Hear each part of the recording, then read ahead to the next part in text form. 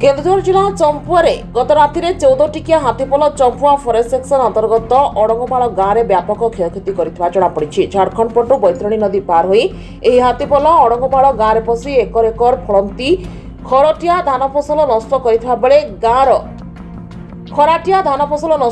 बेले गाँवर ठाकुराणी शाल एक नलकूप को ताड़ी देथिबा जमापड़ी। हाथीपल रातिसारा फसल नष्ट करने पर पुणी झारखंड आड़ को चली जाइछथि। तेबे हाथी आसवा नहीं वन विभाग गाँवर कौन सूचना दे नथिबा बेले हाथी आसवा नहीं वन विभाग गाँव में कौन सूचना दे नथिबा बेले याकु नै गाँव में असंतोष देखा देछि।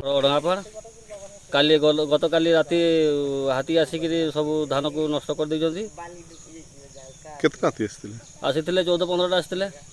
कौन सब नष्ट कर धान सब खाई सब ये कर देइछथि पूरा मारी की चकड़ी देकरी पड़ी जंती। आ फॉरेस्ट वाला किसी फॉरेस्ट वाला हमको तो जनैते नै। आमे जनैते ना आमे जा करबो।